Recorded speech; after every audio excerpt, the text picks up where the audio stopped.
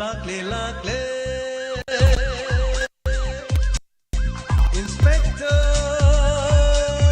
Tayai Ahan Mamaktada, Inspector Tayai Tabiri Basingu James, Haguzamata Ramuk Chobolo and Ekonona Kurumjari, Inspector Tayai. Series Asi Chehi Manga, Mihangi the Maktogol Togzerli. Sandukchari Bataka Kasina Miam, the crime awareness, Amadi Imung Manungi, Togolon, Janaro, Apapata Kayamaru, Nainadunu Miam, the Pogdomzeri, Apapasing Loxin Bio, Fatavadi Nakanda Tambi. Ngasiso Podona Luxury Inspector Tayai, Lising Amo Chaniga, Kungamapan Shuba Tankal, Nasigi Tankak Asigi Mami. ASHIBA HAKCHANG Ahanba Tanggal Karigi the Mak ASHIBA HAKCHANG Hariba Tamilersi Masigi Misina Tabak Susi Untona Kangraponi Ay Pivarel Oi Pivarel Tada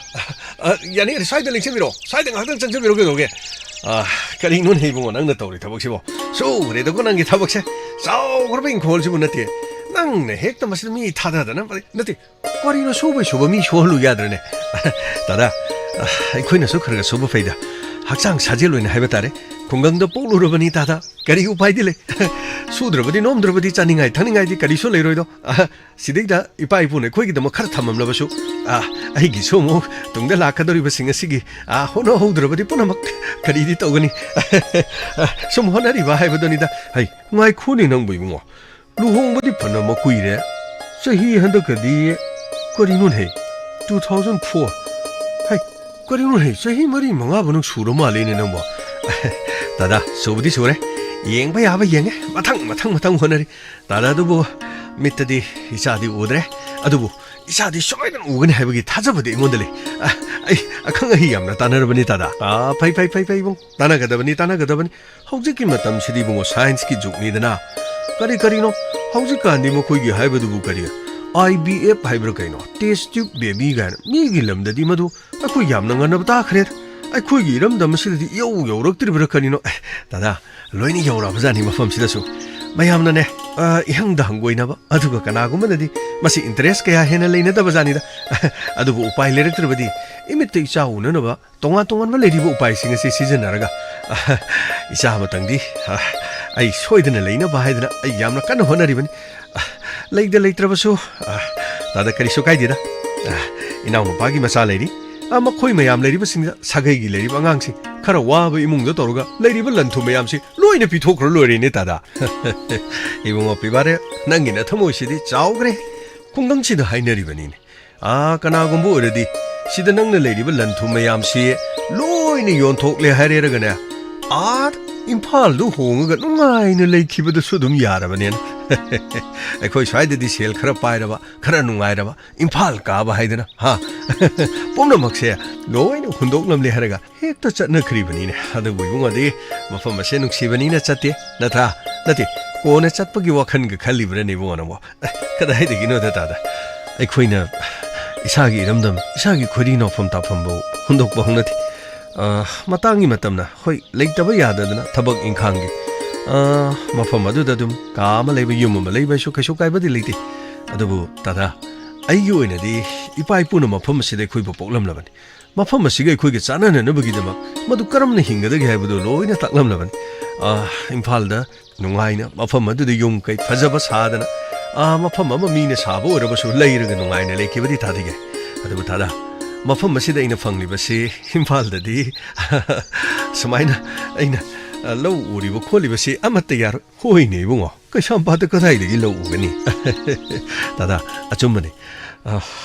Tadabu Kadunda, I won't, I show, in Koldo, Madu, Manama Sinkara, Hana Hunman, Padabu, Mafamadu, Mo, Lebaka, them talk them in Dorga Krasau, talk Shira Haiden at Owen. Nanao sing at the show. No, in a Nupi Yang Tinaragane, Carino. Amaga Yang Sinadreni, Loin, Coco Camden Lagre, Kari Haga the Bonocanti, Aigi Masida, Bivang Actamacoyum, Ningola Humaga, Ningola Tomba Maga, Marakidunga lady, Amademayum Pancre, Nupang and Loy, Mayum Pale, housing in the lady, Ningon Sinduga, Lamina, Queen Hasho, Queen Tondo Mohiga, Puna, Puna Laminara Manibu, Lamina the neighbor. No, I train he. Hicha Hoirabasu, how Makoisu Kom the laser, so no Haidana. Aishu Ningola Niga, Mamaha Torgadum lady. Namna Badum Honari Demo. Tada, Kari Hagadabano country Hozumatams. Mamma Pabu presenting the Mamma Pabu Nushida. How's you done? You must ask in Kalibo can say, I quit you. How's you see Ima Babunga later? Tada di Tada. Mokomo to Hamagane. No day, Shevato Godobazan. Adubu. I quit the Togodobo. Ima Babunga. Kira Bracarino. I quit with Tadogno Magat Cretada. Like I seen a Kangida. No queen at Dana on there. On tone and Luna Sana talk. Adubu. Maraibo no detiven in a Punchitelo had a 10 credana. I had one there. Aina Hagadabadi Bungo. Namitana Samatang, Nabadi, Carino Carino, Yangshu Yangi had, Madu, Tabako in a Pangtung of Honoko, Matam lading at an air. I ain't no honor even my amsi. Nang Nabuchan Chaubanina Katopo, Bodicatorpo Yay. Hadubune Bungo.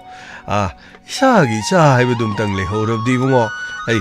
how's it? Sauraga Carino, Aishune. Pijaning Tribusimasiki, Kalabadi, Namitana Sao, Dresuka Shuka idea,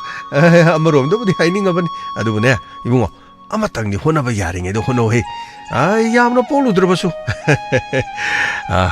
Yok Powerabasune. Amatang, Yok Nobagina Kano, Carinom di Canoe. Tada, Yamnunga Tada. Quickie Manim Sasole. Ay, be Mamma Nimsa. Laune. Tada Sula Piramiro. Ay, Sogri Tom, Mamane, Aduga, Sida, Chingungango, Masiauri. Yerum over Siauri, Morome Pasu, Denoma Karagatorgan, Alukami sector Purgalavan, Tada, Saxiam Siami, Tada, Sakoma, Sacracetada, Howdy Haurani Bima, Denoma Bido, Amutang, Ha, Moro Kansi to the court Posidi, Kari Hangoni, eh, I never mean I never have any Pakrazan in it, Denoma Bisabasea, eh, see you, Carino, Nano, the Habido Cariba, Sogri, oh. Sauri, Sauri Angang Marangora, Tada, Sauri Angamani, how didn't put you mean, hey, Ado, High Canada, no Mocona, Noiba Paudo, Tarakanda, Tadaquay, Laka Sarage, Chingunga, you didn't know Palapudo, Kanga Sani, Tada, Chingum do Sene, Saru the Hunbaduni, non Karasuki, but the Hector Hausalava, might be, Pare, Saro, what do you put a Magdina? Aina Pibarel, the Saram Lavani, Pibarel Saluki, Tada, Saxiam Siami, Kitang Samin Sigadoria, Yare, Sautunang Hadido, Sarasiam, Adubane, I, Yum the net Sada, Yada Krelere, Ayadane, I see Masakara, Lakani Hedena Towi, I, Amutane, Ningon, and Niduna Tonga Torongadorman, he's asking the Duna, Hanatuna Yangamadurivan, hey, Carino. Maugi Mau, Natang Arak and the Lotana than a Masidida. Sigi Masaga Lapo Yangamodorivan. Adubana Habado. I mayam Natrasuna. Amatangdi, Pong, and Hono, Ko, Mutang Tana than a co, Mutang Tana than a hey, I chaleco, Faretada. Tada, Maramak the Tabuxu, La, the Somo Badi Heporo. Nathan Tata, what is Hanasi, Yanaway. Lake, no quasi that some meaning, hey. I quite give them the Masida, not quite good Malay by saving all. I quite so took sending I need it. Ho ha, Hiracomatamda, no quite not a delay dinner. Ha, no quite good Masikum, Yakayum put on later, Madi. I quite like I just out draw. I Chaluki, I be my Bima, Saluki Geko, Panitada. Kaya, the Nuxikravan and Mataman house. Mingo Togong no Pariva. Shell Tum the Pari de Motuba. Grow the Nino in the Paris. My people, not Palama Yaudida. Asiguma Mishi the Atangmanico. Shell Supaiba, Minum Sisuleva, Migio Abasomasa. A sing be not Kundada, Sinina. Alu Yone, you walk by the Tabuxwine. Sudra di Crai di Gay, Lyra di Cocadi. By Sapaiba Moshu Sudim in Yone. No, I know Yara never. I do a Tabuxu by say, Sajeni, Sajengum Tabuxu Nidoris. I know some Agner lady. Come down with Rivano. Ishan of our home, Mo home. Seeing him assessing Lapuga. Standing on Anida. Carino, credit for Haramabane. Carino. Manon, Simulai Mane. Hey, Dore, Cano, Nandi Crai Saluno. Tada Low Salurido. Oh, money, low Saluriban. Tada, Tado di Low Subasi Cangrini. Hey, Dore, Carino Hinango. Nasak Natonaga, Ninti Zeriba, no Quigin, the Chinana City, Unto, Yang with an like. Tada pangai hai bire kaido le kaina su adu budi maya ma phabani na manau nu pa phabata bani hey ado kaino nang amana thabuk suri manak chatori nang bu krai da oh mani khoi ta dagi manak ta chalu ge tawbani mai pe na khoi na chin na na nung sinari ba sidi bu kalak sei hey ha ai ri sha hom du yong ne amatta nung sinadi ren taw kaino hai du bo moi amatta nung sinadi hai du bo khangdre dei bungo nong phadok su na khoi su lak ta na ne angang sing du wari sha ba phabajan na khoi di yong kaya da nung sina gre yong ne na ya ma ga ne na tai ma ga su le ho ro bani ai su hai be tang changam bani mai pe me ingkhol du na phari ba mana ma sing mayam madagi na khoi gi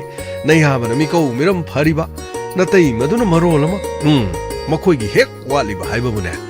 masa angang tang ya ho ro ba di ne madu dang ya ro bi phagada bani he adu bu kadino doctor ga tana da na mo shu tawri bra kanino tada yam kana tanari bani asa khoi ta da ga te ma ga sidi asa khoi di ma pabung su loina kaina ra bani na asa khoi gi di yam se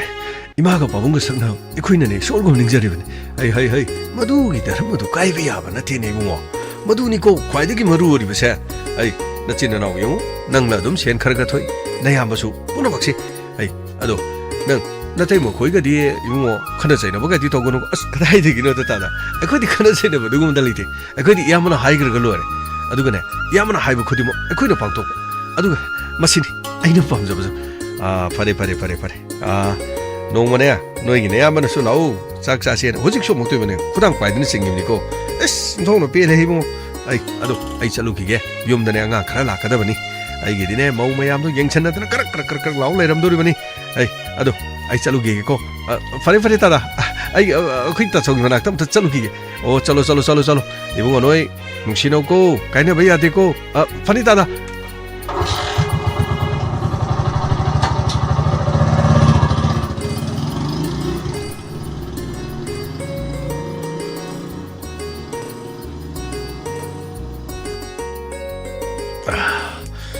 isingsidi nangi si yam gi dire da ko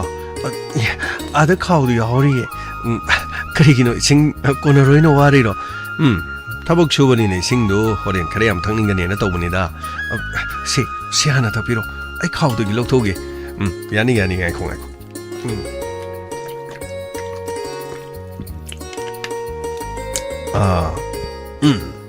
hau gre kari no aina doren do thaba ma sina ki bani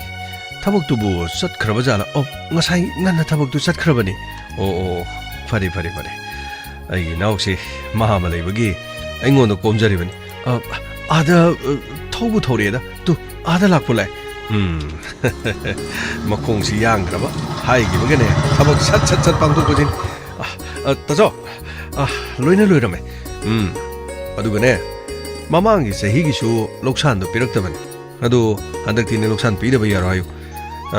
somne tabok to sugi da na mamai thangda makoi imung do tabok suning da na ne lai da tan ba do oraban ta jo hai ba de ina dum haira ma ban mamang gi di lobi der su handak gi di pi da ba yaro en pi da ba ya de aina ne makoi gi imung do na pira ga ai sa ga ne ai kana ga ne hai ba gi na ta ai khoi na khara sum thok pani hai ba do moi da lai thok po ma ta ore atai gi na ti macha no pa ani ma ne imung du da phaigan chuk chaw bu le ri sing do amatta tabok su de ni tabak sudra kadai digi nungai ga dorino imung du da ngasi no mugi chak chaluk tu ma toroga smaina lokhol ga chari se kadai dei chari no do masana wakhan khan ba hora don imung asi da mama na pusalo por basu mapa na pusalo por basu machin manau le ri sing dum yeng dana lei haba nati tabak ta godori ni tabak phang dori ni na ta unu muk tun lei bu di yaro ba chumi ta so sudra di kadai digi ha ni ta so aina sune angang jing do dum I khara hairam ba hai ga da ba mama mapa du ni imung du da lori ba dai ta do makoi gi masa sing du khang nu gum dawi ni masidi da mobile man paisel le ga masam mana ga di muk toiba sangjan ba ga kari ga kara ga haining de wa yam masi gum masi uru ba si da ne ai ne himit tai sa ga ne ai ama to uning dra ban as keno da ta adu hu wa ne hai do ai hoji lambi da tai bu don thing ni ada mana su wari do hai ro me ne ngon da phagi tar mi so hai fare adu ai hore no mi da wa ram ne thaba ma cha thokani aduga sidai engine gi singi aina sina ki basing do nahan su thau hana ba paisa ga loina pigraban nang khara nadai ma dagi wara pa tor yani tada ai adum tau jagi yani tada ꯑꯗꯨꯝ ꯅꯅꯥꯎ ꯂꯩꯖꯔꯤꯁꯤꯅꯤ ꯑꯩꯉꯣꯟꯗ ꯑꯗꯨꯝ ꯌꯥꯊꯪ ꯂꯣꯏꯅ ꯇꯧꯊꯕꯤꯌꯨ ꯏꯇꯩꯃꯗꯤ ꯀꯥ ꯍꯦꯟꯅ ꯑꯗꯨꯝ ꯌꯥꯎꯍꯜꯂꯒꯨꯝꯁꯤꯗ ꯌꯥꯅꯤꯗ ꯌꯥꯅꯤꯗ ꯑꯩꯁꯨ ꯈꯔꯒ ꯑꯗꯨꯝ ꯌꯥꯎꯅꯤꯌꯦ 이때마 와봐 야바나디 이때마데 거기 마네 이때마 다저가 이때마 레리마 마케디 거기 어와라 바해도 까리마터 레르도르면 거기 분치다네 이때마가 다다가디 마탐 분노막다 텍터 가이다 아두가 세나 가이나다 마탐 상나 분치 마시더니고 이니 쇼더니 자리버시 하이잉데 육다 거기 독터 찾가다바 레고 아두나 아이네 세나바 타복싱도 아마타 까오바 야데고 허이 다저 아이 분노막 아이 로이나 방톡사게니 amuk hayengi satkadoriba khongchatsida mai palabadi kayada nungaigeni taso soidenu mai pakani taso adudi ai amuk chacharage adudi hai gari ga dukanna thogunu ko tamna thoko phani taso itema adudi ai chacharuge ai yumda leijaramage nanau piso angang sing aduga chalo ai khoine noi tajoga dum lage hoi adudi taso ai chacharuge itema chalo kayada nungsigrabanu yongnes adubudi nanau nu panidana mayama phabanina manausu adum phabataba adubudi ai naunidana ai lau se nang ai ne chabai polum sing se lamta loksalu se hoi loksalagi masigi nu pa se otong ono honaba kan greda ko sekpansi loina koiselle hairerga kayada fajana noni mana semi shimone lokpham se mana garden gi moong do onthokhrene ai pibarel oi pibarel tada tabdo amta liksebiro somda amta liksebiro ai nangi mafam sibungo sangakadabai kairene kaino tada tadal habiri du karino lokse hekta sida phambiro lokse tada karigino hadam marakti isang changbirakte kaidorge tada nangi mafamsi sangakpada hangoirodobo kanabo leirigene hanmadadi achauba inkhol dudagidi yongo mana masing thadana madagidi lokpham kayada phajagrabana haujingna ikoina nana masidaida chauraba se ithei lokhong aikoigi swaisidadi lodi unaraga ithei lokhong singna phumjinnaraga ne lambi pakthokna nabani haigodoribra thongan mayada dukan phamba haibra kaino maduna ne loina nangina masidaida kaya niyom chumneyo migi lamja soktoba nangi lam asidagi ningthijana nangna chaukraba drain sama semi tada isingsu sidi chaurokpa matamda sumaina semadi sing loina chele aduga tada sidaidane aina nong phado nga phaninga sune tu asigi satar macha palise satar ji kok thingjinba aduga ne mafam asida ina tuluma toroga ne singje loina singthokwa aduga ne ukabi macha aduga phabonga nga macha ga je dum phari bani nangna tawrisi loina ureibu kairo lekai sina loina hainarabani ne yengoi sidadi nangna mayam gi sigi mapa se loina je sibi tawraga khong ama su nangna kaya da ningthijina semgraba yengo sumaina semati nangga lokpham ji thangna di bungo akhoi su nungai gedamni ne adubu ibungo yamna fari adu khwaidagi nungai ribadi pomna maksing asi khanghaude sini nauna haina kibadu khanghaude ne haujikti nasanu padura kadaida kari school da tamiba tada signing da lebani hantak 12 pass tawre sidagidi mathang graduate loisalaga karino mana pamba lambi amada chanana bohona batare isini nauna haina kibadu khangaude ne ko haujiki matam sidi onthongna sokhat bajani ne ko ngasigi medical science na sokhalakpadu miyoi bana nungari base masi oire ne ko ibungo tada adumaina dum haira su yare tada nanaugi laibakta tamam bani na haira su dum yar hoini he inaugi laibakta tamam banani dana ai di kawu kautholure ai adubu karino nachanu pachi butungda kari uhengen khalige nangbo tada aigidi mano oiningba adum oijara sunu aigi sima oidaba yade haiba leiti mama mapana makoina pamba line duda machana to pamba madugi sayenabadu aidi thodobu karisu pamjadi amore mana pamba line amada dum chalasu yare hoi de hebungo nachanu pana makhata na karino mana doctor engineer oidrabasu yarabasu leiriba lan thomaya lupa crore mai pe bu ama bore nachanu pagi machu mapan chadan nungai ai phana leibedo maduni hebungo loire aigidi nupi mapam da khara legi madagidi amana mu sorong mapan da dukan phami ne na phami icha nupi ani su loi lohongre hojikti natai magana nungai na leir isa singsu moigi thokpa ai su makoi da hangude makoi su ingo da hangade hayeng aina solokpa matamda karino tawgodor bese ingkhol machet ma leiri bese masi mangare magi saruk loina tamkhreibo asida leiriba lokpham simadi makoi khara mitari adubu aina nakoi gidi low saruk singdo loina thongkre adubu ada leiriba ingkhol sidi ningon ohungini nakoi kanamta ginati haibadane maya de kumi karimta di hairaktri makoi tada amabure tada nanaw leijeri ko karigumba khudong chada ba hek leirasu khangjei bo mado lakta busu oisan hoi tada lakta busu oisan tada adubu tada miyoi gi punsi tambangamde awana tholok pa haibasidi adubu tada amabure hek khudong thiba tholosu tada nanaw leijeri ko phare bo ekhoi su chautok jari bani nei miyoi gi punsi si tamangam banati nongmadi soidana taibang thadok tuna sakhi ga da bangaktan leminari nge de nuksina ba haibase miyoi gi athoiba dharmani dani bongo mani tada phare adudi nachano padu nongmadi masak to mutang yengba lakpa tare chung phirando onthong na sakhre ni amuk ta naksal lagi yenge tawun hoi tada nongma soidana lakpiu tada lakhini ai nakhoi dane sak aho bamadi sakhi ga dori bani ko hoi tada soidana lakpiu tada sir good morning sir good morning gamai sir krino ngasi di mod tik pro krino ma tori do sir gamai karisu tawde da mahusan sir kri hai ga dam no khang ne da hojik tawri ba mong se sir gamai hojik tawri ba mong asi angak pa mong adun drone thadarak pada bombing toruk pada lenga ki intelligence sing asi mamit udraba jala haina miyam na haina rakli bani khang de da sir manipur gi tokhaina taba talamada gi hojin legislative power union territory demand aduga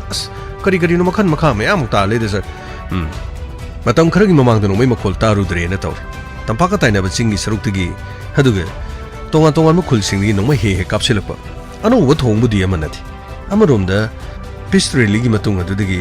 madugi makha tharakpada khul singda no mai kapsilapa aduga masisu ano bunati hana digi dumu sathadunu laglaba kari haiga da bano khangti tomin leiru ro matungda landarak aduga ano ba khusu khalai ke amarom season haukiba tha khras da chingkhong chingya da no mai makhol di taru September gi amada koktruk khulda aduga attack chatharak tana mongna ma gi punchi bikham nagre miyoi kya ama so panang kre hosik luri bo wafam si center gi maikai digi kari tor ka digi habse sarkari no makhoi ya digi special kari no commando sing aduga kari no mafam asi daga laaga gamai haiba gi wan thabak koine di chatharak pati leit sir lakku laksin gi haradi sat laksan be yare de sir adu bu kari no hosik leri bo mong asi sir mamang thakta di sir makhoi na kari no bong ka pa di sir kari no moi gi maron da pompi haina khangna bor male pompi du da kari no local no mai season narga dum ka pani du sir koktruk ta sathari be tek adu da di sir drone season narga dum thadara kuni sir drone season narga bong ge landa chathaba asidi lepa ani gi marak ta sobo lanjau thokpo da sir samna haira ba da lepa ani yana da bugum da dum sine akoi masen oi ba da di haiba di lepa adu da punna le mina ba sing da di ka haina sina de hariba adu manipur gi manung sida tawri ba thabak sidi sir prithvi da thok da ba thodo haiba tare akoi swai da ba sumaina high tech drone season narga bom thada ba gi landa sidi sir hanta kisin ahan ba soidun orangani sir mamang thak da di amuk to bu thingna dri sir achumani gamai drone season narga landa ba go phomasi manipur police na su khang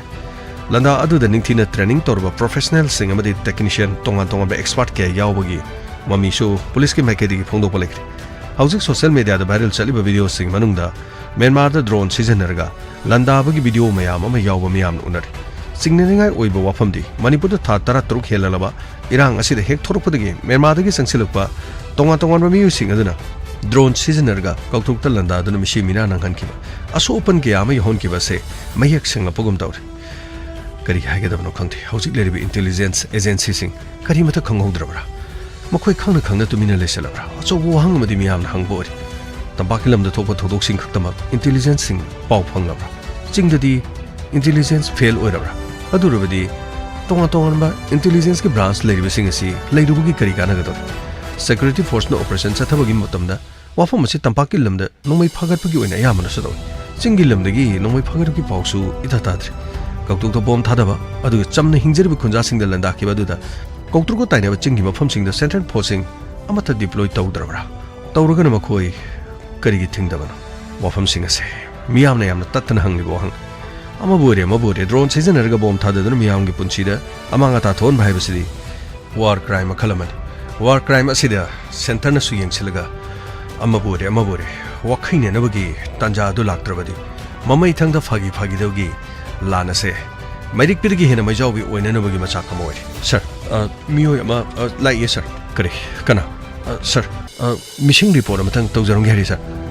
ꯆꯪꯍꯜꯂꯣ ꯁꯣꯝꯗ ꯂꯦꯡꯁꯤꯟꯕꯤꯔꯣ ꯁꯣꯝꯗ 이봉아 아무튼 ꯆꯪꯖꯔꯒꯦ 이봉아 ꯂꯦꯡꯁꯤꯟꯕꯤꯔꯣ ꯇꯥꯗ ꯀꯔꯤ ꯂꯩꯕꯤꯕꯒꯦ ꯑꯩꯒꯤꯁꯦ 이찬오빠ꯊꯕꯛ ꯆꯠꯈꯤꯕꯗꯒꯤ ꯌꯨꯝꯗ ꯍꯜꯂꯛꯇ꯭ꯔꯤ ꯀꯔꯤ 이찬오빠 ꯑꯗꯨꯗꯤ ꯀꯔꯝ ꯀꯥꯟꯗ ꯉꯔꯥꯡꯁꯤ ꯌꯨꯝꯗꯒꯤ ꯊꯣꯛꯈꯤꯕꯅꯤ ꯍꯟꯗꯛꯁꯨ ꯌꯨꯝ ꯑꯁꯤꯗ ꯂꯩꯕ ꯊꯥ 2-3ꯗ ꯉꯥꯏꯔꯤꯕꯅꯤ ꯅꯍꯥꯟ ꯃꯈꯩꯗꯤ ꯃꯍꯩ ꯇꯝꯕꯒꯤ ꯕꯣꯔꯗꯤꯡ ꯑꯃꯗ ꯂꯩꯕꯅꯤ ꯑꯗꯨꯕꯨ 마기 마석도 우버 펑들이 하드나 윤마시다 마마는 야다버드기 꺾어버리 다 호무디 쇼래 시대기디 마카타바 마 스터디기쇼 까리노 거의 카나다는 레이라 아두가 마마나부 우나그네나 토키버드기 윤다 모하나 짱가키드 까리노 하리시 아두디 마마나바나 까나까나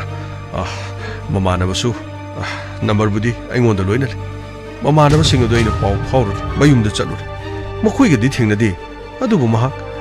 ꯃꯃꯥꯟꯅꯕꯁꯤꯡ ꯑꯗꯨꯒꯤ ꯃꯅꯥꯛꯇ ꯂꯥꯛꯀꯅꯤ ꯍꯥꯏꯗꯅ ꯍꯥꯏꯔꯛꯏ ꯑꯗꯨꯕꯨ ꯃꯃꯥꯟꯅꯕꯁꯤꯡꯒꯤ ꯃꯅꯥꯛꯇ ꯂꯥꯛꯈꯤꯗꯦ ꯍꯥꯏꯗꯅ ꯍꯥꯏꯔꯛꯏ ꯐꯔꯦ ꯑꯗꯨꯗꯤ ꯑꯗꯣꯝꯒꯤ ꯏꯆꯥꯅꯨꯄꯥꯒꯤ ꯇꯤꯟꯅꯔꯤꯕ ꯃꯃꯥꯟꯅꯕꯁꯤꯡꯒꯤ ꯅꯝꯕꯔꯗꯨ ꯑꯃꯨꯛꯇ ꯂꯣꯏ ꯄꯤꯕꯤꯔꯣ ꯆꯍꯤ ꯀꯌꯥꯃꯨꯛꯀꯤ ꯂꯦꯡꯒꯥ ꯆꯍꯤꯁꯦ ꯍꯟꯗꯛ 12 ꯈꯛꯇ ꯂꯣꯏꯕꯅꯤ ꯆꯍꯤꯁꯦ ꯌꯥꯝꯕ ꯅꯠꯇ꯭ꯔꯤ ꯆꯍꯤ 19-20 ꯑꯗꯨ ꯍꯥꯏꯕ ꯇꯥꯔꯦ ꯑꯗꯨꯗꯤ ꯆꯍꯤꯗꯤ ꯌꯥꯝꯗ꯭ꯔꯤꯅꯦ ꯃꯥꯅꯦ ꯑꯗꯨꯗꯤ ꯑꯗꯣꯝꯒꯤ ꯏꯆꯥꯅꯨꯄꯥꯁꯤ ꯆꯍꯤꯁꯨ ꯌꯥꯝꯗ꯭ꯔꯤ 이몽 문ung다 셀 디만 떨어고 셀 비우가 하이바 두가 머망 탁다 수마이나 토키바 토도 이거 마두군바 까리마타 레이티 아이 코이다 까나고 마마타나 셀 비우 하이티 아두부 비우 하이르바수네 아이 쇼이데나 비랑마디 셀 통기디 아이기 뭉다 아이나 빠이리 하이자버기디 나티 이빠이 부싱나 아이기다먹다 마랑 까이나 탐나 아두가 아이 쇼가 노바 얌나 깔리 아이 뽐나 먹싱어세 레이타 라이라싱 아두가 아와나싱다수 아이디 얌나 카톡자버니 이거 아이기 밍 비바렐 거위 마마하기 마밍나 마니 마차 이찬오빠시기 마밍나네 제이 거위 아두디 야마 마나 파이바 모바일 넘버 이모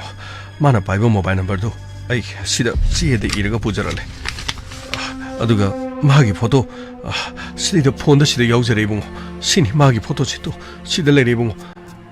가와이 샤 포토지 징도 파니샤 야마 폰도 못하 비비오 체샤 aduga yama adungi chanu pasuna hangai boarding da leire hare class 12 khatang pass tawdang ai aduga yumda halakti hari sibu mamanabagi manakta chatpa khotpadi sir ai pomnamak loina hangjaraban thiba yaba thiraban ngarang dagi hojik phawbuda laktraba icha do madu ai police ta complaint tawdarbadi kadai de chalaga tawgani bungo pare yama adungi chanu pagi khungul linen bai khona jai aduga yama akoina hangjari basisu hangdaba yadaban ꯑꯩꯈꯣꯏ ꯑꯗꯣꯝꯒꯤ ꯏꯆꯥꯅꯨꯄꯥ ꯀꯅꯥꯅꯣ ꯈꯪꯗꯦ ꯑꯗꯨꯒ ꯃꯍꯥꯛ ꯀꯅꯥꯒ ꯂꯣꯏꯅꯩ ꯑꯩꯈꯣꯏ ꯈꯪꯗꯦ ꯑꯩꯈꯣꯏ ꯍꯪꯗꯕ ꯌꯥꯗꯕꯅꯤ ꯑꯗꯨꯕꯨꯗꯤ ꯏꯌꯥꯝꯕ ꯋꯥꯔꯧꯕꯤꯕ ꯌꯥꯗꯦꯀꯣ ꯑꯩꯈꯣꯏꯅ ꯄꯪꯍꯪꯗ ꯍꯪꯕꯁꯤꯗ ꯏꯌꯥꯝꯕꯅ ꯑꯃꯨꯛ ꯂꯥꯟꯅ ꯈꯜꯂꯝꯒꯗ꯭ꯔꯗꯤ ꯈꯪꯗꯦ ꯑꯩꯈꯣꯏ ꯁꯥꯔꯅ ꯍꯪꯖꯔꯤꯕꯁꯤꯡꯁꯦ ꯑꯩꯈꯣꯏ ꯃꯤ ꯃꯁꯤꯗꯩꯗ ꯀꯝꯄ꯭ꯂꯦꯟ ꯇꯧꯕ ꯂꯥꯛꯑꯗꯤ ꯍꯪꯗꯕ ꯌꯥꯗꯕ ꯉꯥꯛꯇꯅꯤ ꯑꯗꯨꯒ ꯑꯩꯈꯣꯏꯅꯁꯨ ꯍꯪꯖꯔꯤꯕꯁꯤꯡ ꯑꯁꯤ ꯈꯨꯝꯗꯕ ꯌꯥꯗꯕ ꯍꯥꯏꯕ ꯇꯥꯔꯦꯅꯤꯀꯣ ꯏꯌꯥꯝꯕ ꯋꯥꯔꯧꯕꯗꯤ ꯌꯥꯗꯦ ꯆꯍꯤꯕꯨꯗꯤ 10 ꯍꯥꯏꯕ꯭ꯔꯥ 12 ꯍꯥꯏꯕ꯭ꯔꯥ ꯀꯩꯅꯣꯝꯃꯗꯤ ꯍꯥꯏ ꯑꯗꯣ ꯑꯁ ꯃꯁꯤꯒꯤ ꯃꯇꯝꯁꯨ ꯍꯧꯖꯤꯛꯀꯥꯟꯗꯤ ꯀꯔꯤꯅꯣ ꯐꯣꯟ ꯅꯨꯡ ꯀꯔꯤ ꯄꯥꯏꯔꯒ ꯅꯨꯄꯤꯒ ꯌꯥꯝꯅ ꯆꯦꯟꯒꯟꯕ ꯃꯇꯥꯡꯗꯤ ꯑꯣꯏꯕꯅꯤ ꯀꯔꯤꯅꯣ ꯆꯍꯤꯒ ꯅꯧꯕꯗꯨ ꯃꯃꯥꯟꯅꯕꯒꯤ ꯌꯨꯝꯗ ꯅꯨꯄꯤꯒ ꯆꯦꯜꯂꯒ ꯊꯩꯗꯣꯛ ꯊꯩꯖꯤꯟ ꯇꯧꯔꯒ ꯀꯅꯥꯅ ꯈꯪꯅꯤꯀꯣ ꯂꯣꯠꯇꯅꯒ ꯂꯩꯕ ꯈꯣꯠꯄ ꯏꯕꯨꯡꯉꯣ ꯑꯩꯈꯣꯏ ꯄꯨꯝꯅꯃꯛ ꯈꯪꯂꯦ ꯃꯍꯥꯛꯀꯤ ꯄꯨꯟꯁꯤꯗ ꯑꯗꯨꯒꯨꯝꯕ ꯑꯃꯠꯇ ꯂꯩꯇ꯭ꯔꯤ ꯑꯩꯒꯤ ꯏꯆꯥꯁꯦ ꯌꯥꯝꯅ ꯇꯥꯡꯅ ꯐꯪꯖꯕꯅꯤ ꯑꯗꯨꯒ ꯏꯆꯥꯁꯤꯁꯨ ꯑꯃꯈꯛꯇꯅꯤ ꯃꯍꯥꯛ ꯐꯪꯅꯕ ꯍꯣꯠꯅꯕꯗ ꯏꯁꯣꯔ ꯈꯨꯔꯨꯝꯗꯕ ꯑꯃꯠꯇ ꯂꯩꯇꯦ ꯑꯩꯅ ꯅꯤꯡꯗꯕ ꯑꯩꯅ ꯂꯥꯠꯇꯕ ꯂꯥꯏ ꯐꯥꯎꯕ ꯂꯥꯠꯂꯒ ꯑꯩ ꯃꯥꯕꯨ ꯑꯩꯅ ꯕꯤꯈ꯭ꯌꯥ ꯅꯤꯖꯔꯒ ꯏꯁꯥ ꯑꯣꯏꯅ ꯐꯪꯖꯔꯛꯈꯤꯕꯅꯤ ꯁꯨꯝꯅꯇꯪꯒꯤ ꯏꯆꯥꯅꯨꯄꯥꯁꯤ ꯈꯛꯇꯅꯤ ꯑꯩ ꯏꯆꯥꯅꯨꯄꯥꯒꯤ ꯃꯪꯂꯥꯟꯗꯅ ꯑꯩꯅ ꯍꯤꯡꯖꯔꯤꯕꯁꯤ ꯃꯍꯥꯛ ꯌꯨꯝꯗ ꯍꯜꯂꯛꯇ꯭ꯔꯦ ꯇꯥꯕꯗ ꯃꯃꯥꯗꯨ ꯉꯔꯥꯡꯗꯒꯤ ꯆꯥꯛ ꯃꯔꯨ ꯑꯃꯠꯇ ꯆꯥꯗꯦ ꯉꯥꯏꯍꯥꯛ ꯂꯩꯇ ꯋꯥꯟꯊꯗꯅ ꯂꯩꯍꯧꯔꯤꯕ ꯊꯤꯕ ꯌꯥꯕ ꯊꯤꯔꯕꯅꯤ ꯑꯗꯨꯒ 이봉원아 하이비리바 누피 젠바 콧바 마 아두군바 까리마타 레이티 마가 강나바 누피마타 레이티 모바일 파리바드수 마가 보딩다 레이비도 ꯃꯃꯥꯟꯅꯕ ꯈꯔ ꯈꯛꯇꯪ ꯋꯥꯔꯤ ꯁꯥꯟꯅꯕꯒꯤꯅꯤ ꯃꯃꯥꯟꯅꯕꯁꯤꯡ ꯑꯗꯨꯁꯨ ꯂꯣꯏꯅ ꯆꯠꯇꯅ ꯍꯪꯂꯨꯔꯦ ꯃꯈꯣꯏꯁꯨ ꯀꯣꯏꯂꯥꯡ ꯂꯥꯡꯗꯅ ꯀꯣꯏꯆꯠ ꯆꯠꯄ ꯑꯃꯠꯇ ꯅꯠꯇꯦ ꯃꯥꯒꯨꯝꯅ ꯂꯥꯏꯔꯤꯛ ꯂꯥꯏꯁꯨ ꯄꯥꯗꯨꯅ ꯑꯗꯨꯃꯛ ꯂꯩꯖꯕ ꯃꯃꯥ ꯃꯄꯥꯅ ꯍꯥꯏꯕ ꯏꯟꯕ ꯃꯆꯥ ꯑꯃꯁꯨ ꯉꯥꯛꯇꯅꯤ ꯑꯗꯨꯕꯨ ꯏꯕꯨꯡꯉꯣ ꯑꯩꯅꯅꯦ ꯃꯃꯤꯡ ꯊꯥꯔꯒ ꯑꯗꯩꯗ ꯖꯣꯟꯁꯟ ꯑꯗꯨꯒ ꯑꯗꯩꯗ ꯌꯦꯡꯕꯤꯌꯨ ꯃꯈꯥꯗꯨꯗ ꯃꯥꯏꯀꯦꯜ ꯑꯗꯨꯒ ꯃꯈꯥꯗꯨꯗ ꯌꯦꯡꯕꯤꯌꯨ ꯁꯨꯔꯁ ꯃꯈꯣꯏ ꯑꯍꯨꯝ ꯂꯣꯏꯅꯃꯛ ꯑꯩꯅ ꯃꯌꯨꯝꯗ ꯆꯠꯇꯅ ꯑꯩꯅ ꯍꯪꯖꯔꯨꯔꯕꯅꯤ ꯏꯌꯥꯝꯕ ꯋꯥꯔꯧꯕꯤꯕ ꯌꯥꯗꯦ ꯑꯩꯈꯣꯏꯁꯨ ꯍꯪꯗꯕ ꯌꯥꯗꯕꯅꯤ ꯑꯗꯣꯝꯒꯤ ꯏꯆꯥꯅꯨꯄꯥ ꯃꯐꯝ ꯑꯃꯗ ꯁꯣꯏꯗꯅ ꯂꯩꯔꯝꯕ ꯑꯣꯏꯁꯅꯨ ꯏꯌꯥꯝꯕ ꯀꯔꯝꯅꯗꯤ ꯅꯨꯡꯉꯥꯏꯒꯅꯤ ꯏꯟꯈꯠꯂꯛꯂꯤꯕ ꯑꯗꯣꯝꯒꯤ ꯏꯆꯥꯅꯨꯄꯥ ꯑꯗꯨꯒ ꯏꯁꯣꯔꯗ ꯅꯤꯖꯗꯨꯅ ꯐꯪꯖꯕꯅꯤꯁꯨ ꯍꯥꯏꯔꯤ ꯐꯔꯦ ꯏꯌꯥꯝꯕ ꯍꯧꯖꯤꯛꯀꯤꯗꯤ ꯆꯠꯄꯤꯔꯣ ꯑꯩꯈꯣꯏ ꯀꯔꯤ ꯂꯩꯒꯦ ꯍꯥꯏꯕꯗꯣ ꯑꯩꯈꯣꯏ ꯌꯦꯡꯖꯒꯦ ꯃꯍꯥꯛꯅ ꯄꯥꯏꯈꯤꯕ ꯃꯣꯕꯥꯏꯜ ꯑꯗꯨꯒ ꯃꯗꯨꯒꯤ ꯂꯣꯀꯦꯁꯟꯅꯆꯤꯡꯕ ꯑꯩꯈꯣꯏ ꯌꯦꯡꯉꯒ ꯀꯗꯥꯏꯗ ꯆꯠꯂꯤ ꯀꯗꯥꯏꯗ ꯂꯩꯔꯝꯒꯗꯒꯦ ꯍꯥꯏꯕꯗꯣ ꯑꯩꯈꯣꯏ ꯃꯥꯕꯨ ꯐꯪꯕ ꯉꯝꯅꯅꯕ ꯑꯩꯈꯣꯏ ꯍꯣꯠꯅꯔꯛꯈꯤ ꯐꯔꯦ ꯑꯗꯨꯗꯤ ꯏꯕꯨꯡꯉꯣ ꯑꯩ ꯆꯠꯅꯅꯕ ꯇꯧꯖꯒꯦ ꯅꯈꯣꯏ ꯐꯪꯅꯅꯕꯗꯤ ꯑꯃꯨꯛꯇ ꯊꯤꯕꯤꯌꯨꯀꯣ ꯅꯈꯣꯏ ꯐꯅꯤ ꯏꯌꯥꯝꯕ ꯀꯔꯤ ꯍꯥꯏꯒꯗꯕꯅꯣ ꯈꯪꯗ꯭ꯔꯦꯗ ꯁꯔ ꯃꯊꯧꯅ ꯅꯨꯡꯉꯥꯏꯇꯦꯀꯣ ꯆꯍꯤꯁꯨ ꯌꯥꯝꯗ꯭ꯔꯤꯅꯦ 19 20 18 ꯀ꯭ꯂꯥꯁ 12ꯀ ꯄꯥꯁ ꯇꯧꯔꯛꯄꯗꯨꯗꯗꯤ ꯑꯩ ꯄꯥꯈꯪ ꯐꯥꯔꯦ ꯑꯩꯁꯨ ꯅꯨꯄꯤ ꯀꯣꯏꯕ ꯌꯥꯔꯅꯤ ꯀꯥꯏꯅ ꯈꯟꯕ ꯃꯇꯝꯗꯨ ꯑꯣꯏꯕꯅꯤꯅꯦ ꯑꯩꯁꯨ ꯋꯥꯍꯪꯗꯣ ꯍꯪꯉꯝꯗꯗꯤ ꯐꯗꯧꯅꯤ ꯑꯩꯅ ꯋꯥꯍꯪꯗꯣ ꯐꯠ ꯍꯪꯉꯨꯕ ꯃꯇꯝꯗꯨꯗ ꯀꯔꯤꯅꯣ ꯃꯄꯥꯁꯤ ꯊꯋꯥꯏ ꯅꯨꯡꯉꯥꯏꯇꯕ꯭ꯔꯥ ꯈꯪꯗꯦ ꯃꯄꯤ ꯖꯣꯔꯣ ꯇꯥꯔꯒ ꯂꯣꯏꯅ ꯀꯞꯄꯦ ꯒꯥꯡꯃꯩ ꯍꯪꯗꯕ ꯌꯥꯗꯕꯅꯤ ꯍꯥꯏꯗꯕ ꯌꯥꯗꯕꯅꯤ ꯀꯔꯤꯁꯨ ꯀꯥꯏꯗꯦ ꯑꯗꯨꯕꯨ ꯀ꯭ꯂꯥꯁ 12ꯇꯤ ꯄꯥꯁ ꯇꯧꯔꯕ ꯌꯥꯝꯅ ꯑꯉꯥꯡꯃꯛꯁꯨ ꯅꯠꯇ꯭ꯔꯦ ꯋꯥꯈꯜꯗꯤ ꯈꯔꯗꯤ ꯇꯥꯐꯝ ꯊꯣꯛꯏ ꯅꯣꯡꯃꯇꯪ ꯑꯍꯤꯡ ꯌꯨꯝꯗ ꯍꯟꯖꯜꯂꯛꯇꯕꯗ ꯃꯃꯥ ꯃꯄꯥꯅ ꯀꯌꯥꯝ ꯋꯥꯒꯦ ꯍꯥꯏꯕꯗꯣ ꯃꯁꯤꯅꯤ ꯃꯆꯥꯁꯤꯡ ꯑꯁꯤꯅꯗꯤ ꯈꯪꯗꯕ ꯑꯗꯨꯕꯨ ꯃꯄꯥ ꯑꯁꯤꯅ ꯃꯃꯤꯠꯇꯒꯤ ꯃꯄꯤ ꯇꯥꯗꯨꯅ ꯆꯠꯈ꯭ꯔꯦ ꯁꯟꯇꯣꯁꯇꯨ ꯃꯉꯣꯟꯗ ꯅꯝꯕꯔꯁꯤ ꯄꯤꯌꯨ ꯑꯗꯨꯒ ꯁꯔꯚꯤꯂꯦꯟꯁꯇ ꯅꯝꯕꯔꯁꯤ ꯊꯝꯃꯨ ꯂꯥꯁ ꯂꯣꯀꯦꯁꯟ ꯌꯥꯝꯅ ꯌꯥꯡꯅ ꯄꯨꯊꯣꯛꯅꯅꯕꯒꯤꯗꯃꯛ ꯁꯔꯚꯤꯁ ꯄ꯭ꯔꯣꯚꯥꯏꯗꯔꯁꯤꯡꯗ ꯌꯥꯝꯅ ꯌꯥꯡꯅ ꯄꯥꯎ ꯄꯤꯈꯣ ꯐꯒꯅꯤ ꯁꯔ ꯑꯩ ꯁꯣꯏꯗꯅ ꯍꯥꯏꯖꯒꯦ ꯁꯔ ꯀꯗꯥꯏꯗ ꯂꯩꯔꯝꯒꯗꯧꯔꯤꯕ ꯉꯔꯥꯡꯗꯒꯤ ꯆꯠꯈꯤꯕ ꯃꯆꯥꯅꯨꯄꯥ ꯕꯣꯔꯗꯤꯡꯗꯒꯤ ꯊꯣꯛꯂꯛꯄꯁꯨ ꯀꯨꯏꯗ꯭ꯔꯤ ꯊꯥ 3 ꯌꯨꯝꯗ ꯂꯩ ꯍꯥꯏꯕ ꯃꯃꯥ ꯃꯄꯥꯒꯤ ꯑꯃꯠꯇ ꯄꯣꯛꯆꯕ ꯃꯆꯥꯅꯤ ꯏꯁꯣꯔꯗ ꯅꯤꯗꯨꯅ ꯌꯥꯝꯅ ꯊꯦꯡꯅ ꯐꯪꯖꯕ ꯃꯆꯥꯅꯤ ꯑꯗꯨꯒ ꯔꯦꯟꯁꯝ ꯏꯃꯨꯡ ꯃꯅꯨꯡꯗ ꯃꯆꯥꯗꯣ ꯐꯥꯖꯤꯜꯂꯒ ꯗꯤꯃꯥꯟ ꯇꯧꯕ ꯂꯩꯒꯗꯧꯔꯤꯖꯥꯠꯂ ꯑꯃꯕꯨꯔꯦ ꯒꯥꯡꯃꯩ sir imung manunggi phone number singso loina surveillance tham ransom gi sen talaknaba su aikoina khangnana fagni sir punamak loina sinajarage sir ibungo ai laini ibungo tada lingsim biro tha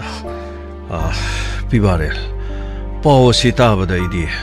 tu chungini adubu kari kamdora mabu dumak thiba phangdrabra tada kari haigedabno khangti ngasiga namit mari mangani suri police ta paw piruri adubu makhushi yengake mahaki location yenge adubu last location oigiba mafam adudi highway gi mafam amadani mafam adudagi di mahak location oikidri phone yatribra kadai de chalibano kanaga chalibano ekhoi karimata khangmu ngamdre tada ngaikho puning sonthai hinugo mani masadi kadai de chakhraba tada ngak leita wan thaba hobudagi mahak imung do potha duna lei mak chada thakthadana leirpa koi wakhale kai nupi masa nurse to kauraga drip yale angang tuna halaktabaduda wadana tawribanine unthona din wai khidreda nang nang du mo phangna bo hona badu wajakhiba mani machano wajakhibadubu ishor si kaya hadu phatribano nangina phumda bu mokoina awahaba pigani haina piriba sewone leita laira singi mateng pangi awana kaya gi mateng pangniba nang no hona daba leiti kairo lekai asigi club ki chokkhana no bo hona riba sana khona bagi kari no ni bu nangina rai bokta tawriba sibo tada kari no khangtri ai nungsinana aigi chininaw sagai nate aigi mung nungai na leiba se ai taimung semana ai bu paamdra mal ai laibak wow haina tamkhra male tada ai wow haina tamkhra male nate karino thawdo ma soidena thokpoiramani haujikan gi phajen punsin nuna thamlaga sel demand to bogai du oiriba jalani nambo tada sel do mokhoina pamadu kayano ꯑꯩꯉꯣꯟꯗ call ꯇꯧꯔꯒ ꯑꯣꯏꯔꯕꯁꯨ ꯑꯩꯉꯣꯟꯗ ꯍꯥꯏꯔꯕꯗꯤ ꯑꯩ ꯃꯈꯣꯏꯒꯤ ꯁꯦꯜꯗꯣ ꯑꯩ ꯁꯣꯏꯗꯅ ꯄꯤꯒꯅꯤ ꯃꯈꯣꯏꯅ ꯄꯥꯝꯃꯤꯗꯨ ꯀꯌꯥꯅꯣ ꯂꯨꯄꯥ ꯂꯥꯛ 50 ꯂꯨꯄꯥ ꯀ꯭ꯔꯣꯔ ꯑꯃ ꯑꯩ ꯄꯤꯒꯅꯤꯌꯦ ꯑꯗꯨꯕꯨ ꯁꯦꯜꯁꯨ ꯗꯤꯃꯥꯟ ꯇꯧꯔꯛꯇꯦ ꯐꯣꯟ ꯀꯣꯜ ꯑꯃꯠꯇꯁꯨ ꯂꯥꯛꯇꯦ ꯏꯃꯨꯡ ꯑꯁꯤꯗ ꯐꯣꯟ ꯈꯤꯡꯕꯒꯤ ꯃꯈꯣꯟ ꯇꯥꯕꯗ ꯃꯈꯣꯏꯅ ꯁꯦꯜꯒꯤ ꯗꯤꯃꯥꯟ ꯇꯧꯔꯛꯂꯝꯒꯗ꯭ꯔꯥ ꯍꯥꯏꯗꯨꯅ ꯆꯦꯟꯁꯤꯟꯗꯨꯅ ꯅꯈꯣꯏꯅ ꯄꯥꯝꯂꯤꯕ ꯁꯦꯟꯐꯝ ꯑꯗꯨ ꯄꯤꯒꯦ ꯍꯥꯏꯗꯨꯅ ꯆꯪꯁꯤꯜꯂꯨꯕꯗꯁꯨ ꯑꯗꯨꯒꯨꯝꯕ ꯑꯃꯠꯇ ꯑꯣꯏꯔꯝꯗꯦ ꯗꯥꯗꯥ ꯅꯅꯥꯎꯒꯤ ꯂꯥꯏꯕꯛꯁꯦ ꯑꯣꯟꯊꯣꯛꯅ ꯊꯤꯈ꯭ꯔꯕ ꯍꯥꯏꯕꯗꯨ ꯑꯣꯏꯔ ꯃꯥꯜꯂꯦ ꯗꯥꯗꯥ ꯄꯤꯕꯥꯔꯦꯜ ꯌꯥꯝꯅꯁꯨ ꯐꯠꯇꯅ ꯈꯜꯂꯩꯅꯨꯗ ꯀꯔꯤꯅꯣ ꯃꯐꯝ ꯑꯃꯗꯒ ꯂꯩꯔꯝꯗꯅ ꯀꯅꯥꯒꯨꯝꯕꯅ ꯃꯍꯥꯛ ꯐꯥꯖꯤꯟ ꯄꯨꯟꯁꯤꯟꯗꯅꯒ ꯊꯝꯃꯝꯕ ꯃꯗꯨ ꯑꯩ ꯑꯐꯕ ꯈꯟꯁꯤ ꯐꯠꯇꯕ ꯈꯟꯒꯨꯝꯁꯤꯀꯣ ꯗꯥꯗꯥ ꯋꯥꯈꯜꯁꯦ ꯂꯩꯇꯥꯕ ꯉꯝꯗꯦ ꯄꯨꯛꯅꯤꯡ ꯑꯁꯤ ꯅꯨꯡꯉꯥꯏꯐꯝ ꯁꯨꯡꯈꯪ ꯈꯪꯗ꯭ꯔꯦ ꯑꯩ ꯏꯆꯥꯅꯨꯄꯥꯗꯨꯒꯤ ꯃꯁꯛꯇꯨ ꯎꯅꯤꯡꯉꯦ ꯏꯆꯥꯅꯨꯄꯥꯒꯤ ꯃꯁꯛꯇꯨ ꯎꯅꯤꯡꯉꯦ ꯗꯥꯗꯥ ꯉꯥꯏꯈꯣ ꯅꯪꯅ ꯑꯗꯨꯃꯥꯏꯅ ꯁꯣꯟꯊꯔꯕꯗꯤ ꯌꯥꯔꯔꯣꯏ ꯃꯅꯤ ꯃꯆꯥꯁꯨ ꯁꯣꯟꯊꯗꯅ ꯏꯃꯨꯡ ꯑꯁꯤꯗ ꯗ꯭ꯔꯤꯞ ꯌꯥꯜ ꯂꯩꯔꯦ ꯅꯪꯁꯨꯅꯦ ꯁꯣꯟꯊꯔꯛꯂꯕꯗꯤꯅꯦ ꯁꯣꯏꯗꯅ ꯃꯗꯨ ꯇꯥꯔꯛꯂꯒꯅꯤꯀꯣ ꯑꯃꯨꯛꯇ ꯄꯨꯛꯅꯤꯡ ꯐꯥꯊꯣꯛꯀꯣ ꯉꯥꯏꯈꯣ ꯀꯔꯤꯅꯣꯅꯦ ꯃꯥꯅ ꯆꯠꯂꯝꯗꯥꯏꯗ ꯅꯉꯣꯟꯗ ꯀꯔꯤꯃꯇ ꯍꯥꯏꯔꯝꯗ꯭ꯔꯕ꯭ꯔꯥ ꯃꯃꯥꯗ ꯀꯔꯤꯃꯇ ꯍꯥꯏꯔꯝꯗ꯭ꯔꯕ꯭ꯔꯅꯦ ꯗꯥꯗꯥ ꯊꯣꯛꯂꯛꯄꯁꯨ ꯀꯨꯏꯗ꯭ꯔꯤꯕꯅꯤ ꯊꯥ 3 ꯁꯤꯗ ꯈꯔ ꯃꯅꯤꯡ ꯇꯝꯅ ꯂꯩꯖꯁꯅꯨ ꯁꯤꯗꯒꯤꯗꯤ ꯑꯃꯨꯛ ꯃꯈꯥ ꯇꯥꯅ ꯂꯥꯏꯔꯤꯛ ꯇꯝꯕ ꯆꯪꯈ꯭ꯔꯗꯧꯅꯤꯅ ꯑꯩꯅ ꯑꯗꯨꯝꯅ ꯈꯜꯂꯨꯔꯦꯅꯦ ꯗꯥꯗꯥ ꯏꯐ ꯐꯅ ꯑꯩꯅ ꯈꯜꯂꯨꯕ ꯑꯗꯨꯕꯨ ꯌꯨꯝ ꯑꯗꯨꯗꯒꯤ ꯊꯣꯛꯈꯤꯕꯗ ꯅꯣꯛꯈꯤ ꯇꯧꯔꯒ ꯃꯃꯥꯟꯅꯕꯒꯤ ꯃꯅꯥꯛꯇ ꯆꯠꯀꯅꯤꯅ ꯆꯠꯈ꯭ꯔꯤꯕꯅꯤ ꯑꯗꯨꯒ ꯊꯥꯂꯛꯃꯟꯗꯦꯗꯅ ꯀꯣꯜ ꯇꯧꯔꯨꯕ ꯃꯇꯝꯗꯗꯤ ꯐꯣꯟ ꯁ꯭ꯋꯤꯆ ꯑꯣꯐ ꯂꯩꯔꯦ ꯀꯅꯥꯒꯤ ꯃꯥꯏꯀꯦꯟ ꯈꯣꯏ ꯃꯈꯣꯏꯒꯤ ꯃꯃꯥꯟꯅꯕ ꯄꯨꯝꯅꯃꯛꯁꯤꯡ ꯑꯗꯨ ꯁꯨꯔꯖ ꯈꯣꯏ ꯂꯣꯏ ꯍꯪꯉꯨꯔꯦ ꯑꯃꯠꯇ ꯃꯈꯣꯏ ꯂꯥꯛꯇꯦ ꯃꯍꯥꯛꯅ ꯂꯥꯛꯀꯅꯤꯗꯤ ꯍꯥꯏ ꯑꯗꯨꯕꯨ ꯂꯥꯛꯇꯦ ꯁꯤꯅꯤꯗꯅ ꯑꯗꯨꯕꯨ ꯉꯥꯏꯈꯣꯅꯦ ꯅꯈꯣꯏꯅꯗꯤ ꯈꯪꯗꯕ ꯃꯥꯒ ꯇꯤꯟꯅꯕ ꯁ꯭ꯀꯨꯜꯗ ꯌꯥꯎꯕ ꯃꯃꯥꯟꯅꯕꯁꯤꯡ ꯃꯈꯣꯏꯒꯤ ꯃꯌꯨꯝꯗꯒ ꯆꯠꯇꯅ ꯉꯁꯤꯗꯤ ꯑꯍꯤꯡ ꯂꯦꯛꯈ꯭ꯔꯁꯤ ꯅꯣꯡꯃ ꯅꯤꯅꯤ ꯉꯥꯎꯈ꯭ꯔꯁꯤ ꯀꯥꯏꯅ ꯄꯨꯟꯅꯒ ꯅꯠꯇꯦ 12 ꯄꯥꯁ ꯇꯧꯔꯛꯄꯒꯤ ꯃꯈꯣꯏ ꯄꯨꯟꯗꯅ ꯃꯐꯝ ꯑꯃꯗꯒ ꯂꯩꯔꯝꯂꯕꯗꯤ ꯏꯕꯨꯡꯉꯣ ꯑꯣꯟꯊꯣꯛꯅ ꯅꯨꯡꯉꯥꯏꯈ꯭ꯔꯅꯤꯗ ꯗꯥꯗꯥ ꯊꯥꯖꯔꯛꯇ꯭ꯔꯦ ꯗꯥꯗꯥ ꯀꯔꯤꯅꯣ ꯑꯩꯅ ꯇꯧꯒꯗꯕꯁꯤ ꯀꯔꯤꯅꯣ ꯑꯩ ꯀꯔꯤꯅꯣ ꯈꯪꯗ꯭ꯔꯤ ꯗꯥꯗꯥ ꯉꯥꯏꯈꯣ ꯅꯪꯅ ꯑꯗꯨꯝꯅ ꯁꯣꯟꯊꯔꯕꯗꯤ ꯀꯗꯥꯏꯗꯒꯤ ꯌꯥꯒꯗꯒꯦꯅꯦ ꯑꯩ ꯋꯥ ꯍꯥꯏꯒꯦ ꯀꯔꯤꯅꯣ ꯄꯨꯂꯤꯁꯅ ꯃꯈꯣꯏꯅ ꯊꯤꯔꯤ ꯍꯥꯏꯕꯗꯣ ꯑꯃꯨꯛꯇꯗꯤ ꯀꯣꯜ ꯇꯧꯔꯒꯔ ꯆꯠꯂꯒ ꯍꯪꯉꯨꯗꯅ ꯗꯥꯗꯥ ꯄꯨꯂꯤꯁ ꯀꯣꯜ ꯇꯧꯔꯦ ꯍꯜꯂꯣ ꯁꯥꯔ ꯌꯥꯔꯒꯗꯤ ꯑꯩꯈꯣꯏ ꯍꯣꯁꯄꯤꯇꯥꯜꯗ ꯂꯩꯖꯩ ꯍꯣꯁꯄꯤꯇꯥꯜꯗ ꯑꯃꯨꯛꯇꯪ ꯂꯥꯛꯄꯤꯗꯨꯅ ꯑꯃꯨꯛꯇꯪ ꯎꯅꯅꯕ ꯇꯧꯁꯤ ꯀꯔꯤ ꯍꯣꯁꯄꯤꯇꯥꯜꯗꯗꯤ ꯀꯔꯤ ꯇꯧꯕ ꯅꯠꯇꯦ ꯏꯆꯥꯅꯨꯄꯥꯗꯨ ꯑꯦꯛꯁꯤꯗꯦꯟꯒ ꯇꯧꯗꯨꯅ ꯂꯩꯔꯝꯂꯕ꯭ꯔꯣ ꯅꯠꯇꯦ ꯀꯔꯝꯕ ꯍꯣꯁꯄꯤꯇꯥꯜꯗꯅꯣ ꯀꯌꯥꯝ ꯁꯣꯛꯑꯒꯦ ꯅꯠꯇꯦ ꯃꯥ ꯑꯗꯥꯏꯗ ꯂꯩꯔꯗꯤ ꯀꯣꯜ ꯑꯃꯨꯛꯇ ꯄꯥꯏꯍꯟꯕꯤꯔꯣ ꯏꯕꯨꯡꯉꯣ ꯑꯩ ꯃꯥꯒ ꯋꯥꯔꯤ ꯑꯃꯇ ꯁꯥꯟꯅꯖꯒꯦ ꯐꯣꯟꯗꯣ ꯃꯉꯣꯟꯗ ꯑꯃꯇ ꯄꯥꯏꯍꯟꯕꯤꯌꯨ ꯑꯩ ꯃꯥꯒꯤ ꯈꯣꯟꯖꯦꯜꯗꯣ ꯑꯃꯨꯛꯇꯪ ꯇꯥꯔꯕꯗꯤ ꯌꯥꯔꯦ ꯅꯠꯇꯦ ꯀꯔꯝꯕ ꯍꯣꯁꯄꯤꯇꯥꯜꯅꯣ ꯗꯥꯗꯥ ꯍꯣꯁꯄꯤꯇꯥꯜꯗ ꯂꯥꯛꯑꯣ ꯍꯥꯏꯕ꯭ꯔꯥ ꯀꯩꯅꯣꯝ ꯍꯥꯏꯔꯤ ꯉꯥꯏꯈꯣꯅꯦ ꯏꯕꯨꯡꯉो ꯑꯃꯨꯛꯇ ꯇꯥꯈꯣꯅꯦ ꯄꯨꯂꯤꯁꯅ ꯍꯥꯏꯔꯤꯗꯨ ꯀꯔꯤꯅꯣ ꯑꯃꯨꯛꯇ ꯇꯥꯈꯣꯅꯦ ꯇꯞꯊꯈꯣꯅꯦ ꯅꯪꯕꯣ ꯁꯥꯔ ꯀꯔꯝꯕ ꯍꯣꯁꯄꯤꯇꯥꯜꯗꯅꯣ ꯀꯝꯗꯧꯕꯅꯣ ꯀꯌꯥꯝ ꯁꯣꯛꯄꯅꯣ ꯑꯩꯈꯣꯏ ꯍꯧꯖꯤꯛ ꯂꯥꯛꯆꯔꯒꯦ ꯑꯃꯨꯛꯇ ꯇꯞꯊꯕꯤꯈꯣ ꯑꯗꯣꯝꯒꯤ ꯏꯆꯥꯅꯨꯄꯥ ꯍꯣꯁꯄꯤꯇꯥꯜꯗ ꯁꯣꯛꯇꯨꯅ ꯂꯩꯕ ꯅꯠꯇꯦ ꯀꯔꯤ ꯁꯣꯛꯄ ꯅꯠꯇꯦ ꯍꯥꯏꯕ ꯑꯗꯣꯝꯒꯤ ꯏꯆꯥꯅꯨꯄꯥꯒ ꯍꯥꯏꯐꯦꯠ ꯃꯥꯟꯅꯩ ꯍꯥꯏꯅ ꯂꯧ ꯀꯔꯤ ꯊꯋꯥꯏ ꯌꯥꯎꯗ꯭ꯔꯕ ꯍꯛꯆꯥꯡ ꯑꯃ ꯑꯩꯈꯣꯏ ꯊꯦꯡꯅꯖꯔꯦ ꯀꯔꯤꯅꯣ ꯍꯥꯏꯁꯤꯕꯣ ꯍꯣꯁꯄꯤꯇꯥꯜꯗ ꯀꯩꯅꯣꯅꯦ ꯅꯠꯇꯦ ꯃꯗꯨ ꯑꯩꯒꯤ ꯏꯆꯥ ꯑꯣꯏꯔꯣꯏ ꯏꯟꯁꯄꯦꯛꯇꯔ ꯃꯗꯨ ꯑꯩꯒꯤ ꯏꯆꯥꯅꯨꯄꯥ ꯑꯣꯏꯔꯣꯏ ꯑꯩꯒꯤ ꯏꯆꯥꯅꯨꯄꯥꯗꯤꯅꯦ ꯊꯋꯥꯏ ꯌꯥꯎꯗꯕ ꯑꯣꯏꯅ ꯐꯪꯉꯣꯏ ꯃꯥꯗꯤ ꯍꯤꯡꯈꯤꯕꯅꯤ ꯃꯥ ꯀꯩꯁꯨ ꯇꯧꯗꯕꯅꯤ ꯃꯥ ꯀꯩꯁꯨ ꯇꯧꯕꯤꯌꯦ ꯑꯃꯨꯛꯇ ꯇꯞꯊꯕꯤꯀꯣ ꯑꯗꯣꯝꯒꯤ ꯏꯆꯥꯅꯨꯄꯥꯅꯤ ꯍꯥꯏꯖꯕꯒꯤ ꯋꯥ ꯅꯠꯇꯦ ꯍꯣꯏ ꯑꯗꯨꯅꯦꯕ ꯑꯩꯒꯤꯏꯆꯥꯅꯨꯄꯥꯗꯤ ꯑꯣꯏꯐꯝ ꯊꯣꯛꯇꯦꯕ ꯑꯗꯨꯕꯨ ꯑꯗꯣꯝꯒꯤ ꯏꯆꯥꯅꯨꯄꯥꯒ ꯌꯥꯝꯅ ꯃꯥꯟꯅꯩ ꯃꯍꯥꯛ ꯍꯧꯖꯤꯛ ꯃꯣꯛꯇ ꯂꯩꯔꯤ ꯃꯁꯛ ꯑꯃꯨꯛꯇꯪ ꯇꯥꯛꯄꯤꯔꯕꯗꯤ ꯌꯥꯝꯅ ꯅꯨꯡꯉꯥꯏꯒꯅꯤ ꯅꯠꯇꯦ ꯏꯟꯁꯄꯦꯛꯇꯔ ꯃꯗꯣ ꯑꯩꯈꯣꯏꯒꯤ ꯏꯆꯥꯅꯨꯄꯥ ꯅꯠꯇꯦ ꯑꯩꯈꯣꯏ ꯂꯥꯛ ꯀꯩꯗꯧꯗꯣꯏꯅꯣ ꯑꯩꯈꯣꯏꯒꯤ ꯏꯆꯥꯅꯨꯄꯥ ꯅꯠꯇꯕꯗꯨꯗ ꯑꯩꯈꯣꯏꯅ ꯌꯦꯡꯉ ꯀꯩꯗꯧꯗꯣꯔꯤꯒꯦ ꯆꯨꯝꯃꯤ ꯑꯗꯣꯝꯅ ꯍꯥꯏꯕꯤꯔꯤꯕꯗꯨ ꯑꯗꯨꯕꯨ ꯃꯍꯥꯛꯀꯤ ꯐꯤꯕꯝ ꯑꯁꯤꯗꯤ ꯑꯗꯣꯝꯒꯤ ꯏꯆꯥꯅꯨꯄꯥꯒ ꯆꯞ ꯃꯥꯟꯅꯩ ꯑꯗꯨꯅ ꯑꯩꯈꯣꯏ ꯇꯁꯦꯡꯅ ꯑꯗꯣꯝꯒꯤ ꯏꯆꯥꯅꯨꯄꯥꯔꯥ ꯅꯠꯇꯕ꯭ꯔꯥ ꯃꯗꯨꯃꯇꯪ ꯀꯟꯐꯥꯔꯝ ꯇꯧꯕꯤꯔꯕꯗꯤ ꯁꯣꯝꯅꯁꯨ ꯑꯁꯦꯡꯕꯗꯣ ꯑꯃꯨꯛꯇꯪ ꯈꯪꯕꯤꯅꯅꯕ ꯍꯣꯁꯄꯤꯇꯥꯜꯗ ꯑꯃꯨꯛꯇꯪꯗꯤ ꯂꯥꯛꯄꯤꯌꯨ ꯑꯩꯈꯣꯏ ꯈꯧꯔꯥꯡꯅ ꯉꯥꯏꯖꯔꯤ ꯍꯜꯂꯣ ꯀꯔꯤꯅꯣꯅꯦ ꯑꯩꯒꯤ ꯏꯆꯥꯅꯨꯄꯥꯒ ꯃꯁꯛ ꯆꯞ ꯃꯥꯟꯅꯩ ꯍꯣꯁꯄꯤꯇꯥꯜꯗ ꯂꯩꯔꯦ ꯍꯥꯏꯅꯤꯅꯦ ꯗꯥꯗꯥ ꯏꯕꯨꯡꯉꯣ ꯑꯃꯨꯛꯇ ꯇꯞꯊꯣ ꯑꯣꯏꯔꯝꯗꯕꯗꯤ ꯑꯣꯏꯁꯅꯨ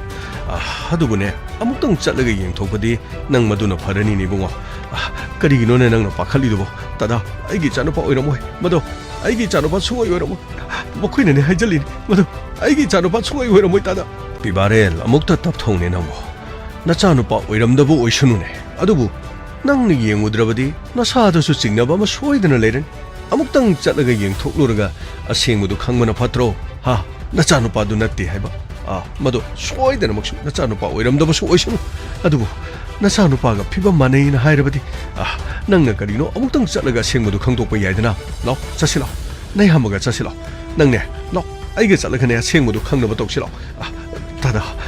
ꯑꯩ ꯆꯠꯄ ꯇꯜꯂꯦ ꯑꯩ ꯏꯆꯥꯁꯨ ꯅꯠꯇꯕꯗꯨꯗ ꯑꯩꯅ ꯌꯦꯡꯉ ꯀꯩꯗꯧꯗꯣꯔꯤꯒꯦ ꯗꯥꯗꯥ ꯑꯩ ꯆꯠꯄ ꯄꯥꯝꯗꯦ ꯑꯩꯒꯤ ꯏꯆꯥ ꯅꯠꯇꯦ ꯃꯗꯣ ꯑꯩꯒꯤ ꯏꯆꯥ ꯁꯨꯡꯅ ꯅꯠꯇꯦ ꯗꯥꯗꯥ ꯍꯣꯏꯅꯦ ꯑꯗꯨꯕꯨ ꯄꯨꯂꯤꯁꯅ ꯂꯥꯛꯑꯣ ꯍꯥꯏꯔꯤꯕꯅꯤꯅ ꯅꯪ ꯆꯠꯇ꯭ꯔꯒꯗꯤ ꯅꯁꯥꯗ ꯃꯗꯨꯅ ꯐꯒꯗ꯭ꯔꯣ ꯗꯥꯗꯥ ꯑꯩꯒꯤ ꯏꯆꯥꯗꯤ ꯁꯨꯡꯅ ꯅꯠꯇꯦ ꯗꯥꯗꯥ ꯋꯥꯔꯤ ꯑꯁꯤꯒꯤ ꯃꯈꯥ ꯍꯌꯦꯡ ꯑꯃꯨꯛ ꯇꯥꯕꯤꯔꯁꯤ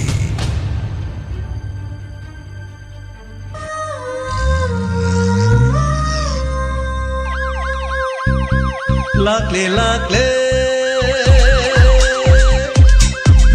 Inspector Tayai Lakle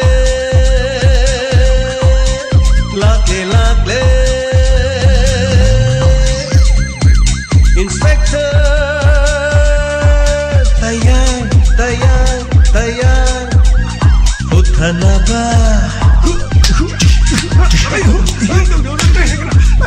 Kanbinaba. Thank you, sir. Welcome. Uthanaba. Kanbinaba. Inspector. Tayai. Lakle. Inspector. Tayai.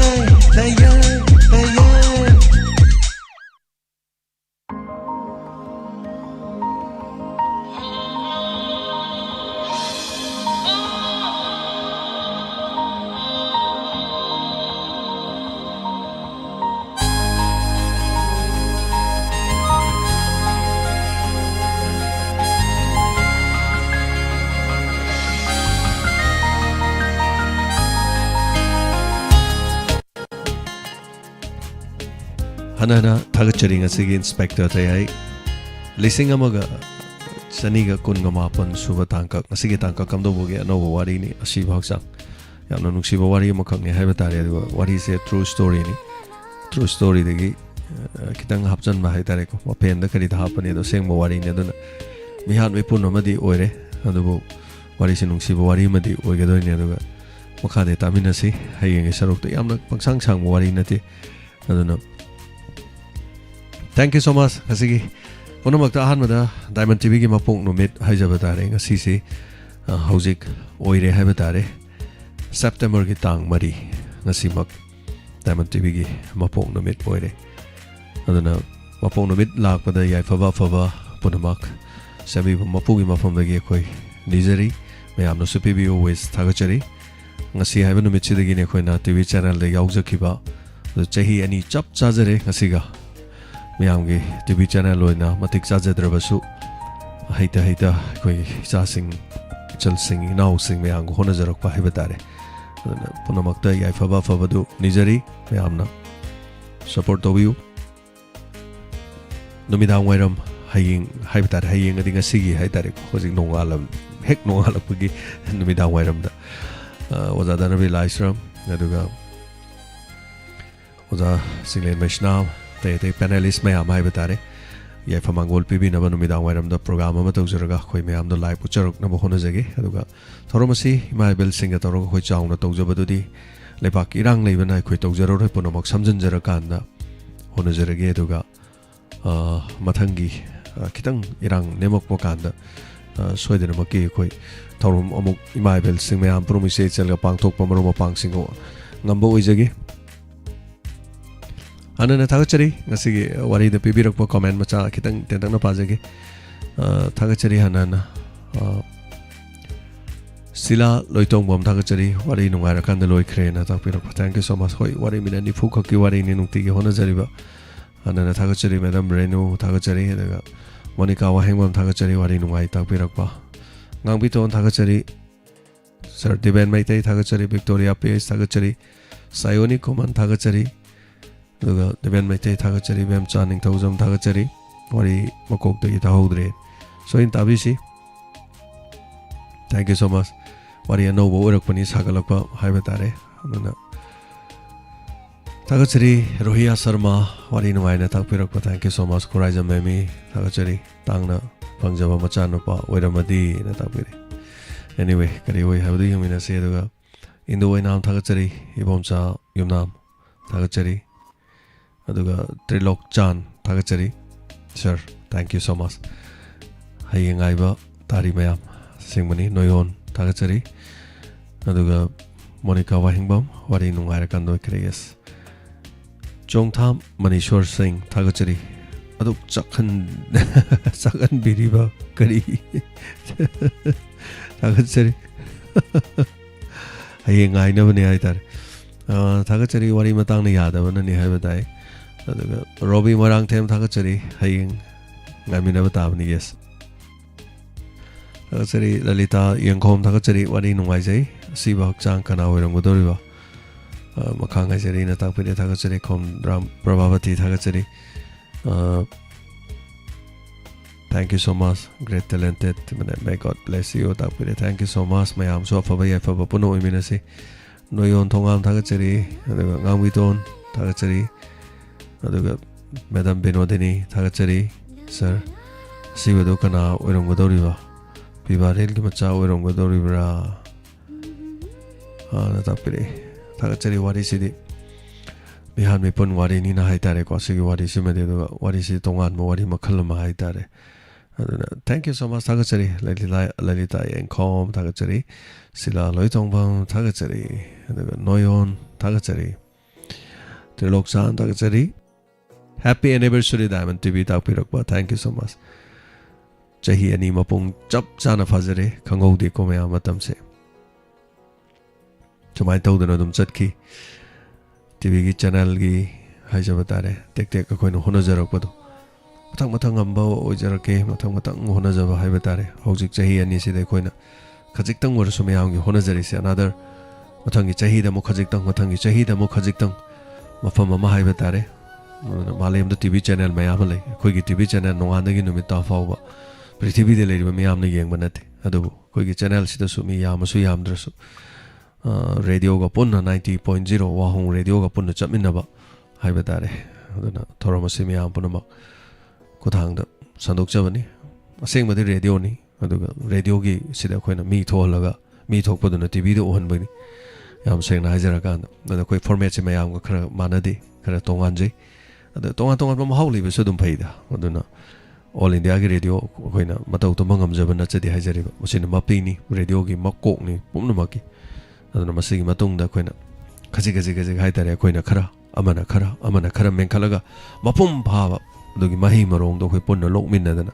amadagi chaminadana hingminnadana nungsinana erei pa iram dawgi dama honabadani tawdang kyamrum yajarake honazarake erei pa kidamak mai paklaba aduga iram pak kidamak lepiriba singidamak ekhoi so hanba leitan honagani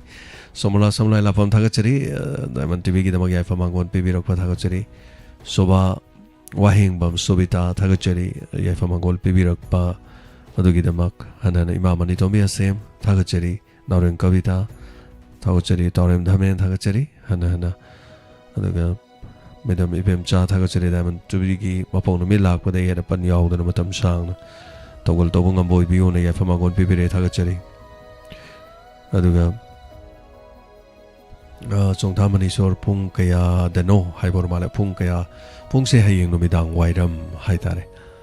Pung mangaga tarakpa adawai. Pung taruka tarakpa dawai hayudare.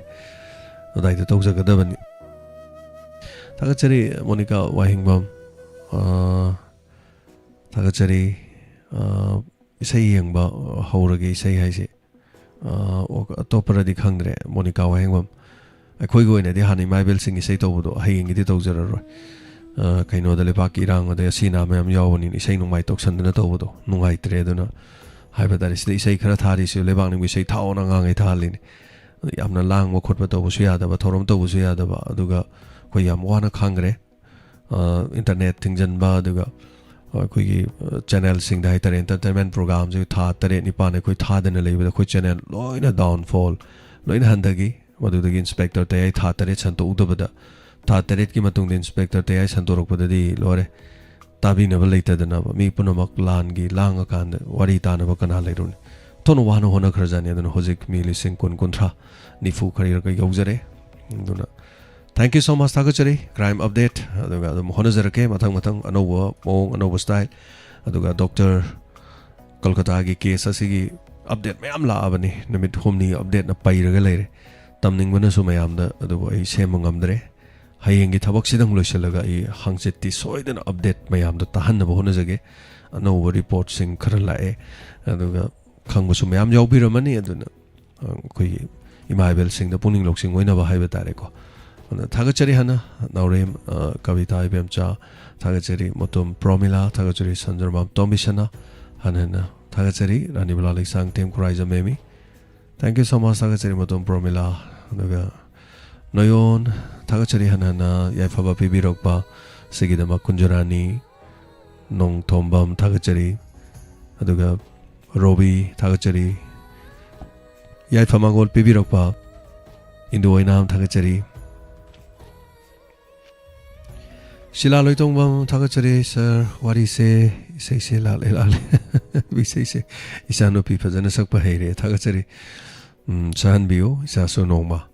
aduga angangi tharom da sarugi han biro seim ta sakse ge haraga isano pi na sahan biro nomajing numit ki ayukta tharom sarugi abiraga haitare ko pung tarani thoi tarak pa nomajing gi da sarugi abiu thagachari angang nungsiragi angangi khonjen hoji sei sakku yam nungsi ba angang sing thagachari mayam ponoma khanana yaubiri basing naurem kavita madam prabhavati ima sakhi yumnam thagachari asigi walk culture mari leinana na takperi ge subanomba walk culture gi mayam haitare thagachari monica wahing bam thagachari Ponamapu thagachari Helen Morang Kuno thank you so much ai khon si khara som ta ba dun wangang no ai ta ba tau jaw maro bi bade hanana thagachari aduga Sila MD Lucky Mudin thagachari Ponamak aduga yawiri ba mayam ponamo Robi Morang them aduga Sir James Inspector TAYAI film oina muktang pothok pirabadi nungai ni Robi Morang tem puthok na ba sem sare punamak hona jarabani khajiktam khoigi laibak si irang sina haitare ko irang jina film puthok ya da tawani ngasi so ngasai wari adom khara taw jabani film oina khara taw bogi haitare khoi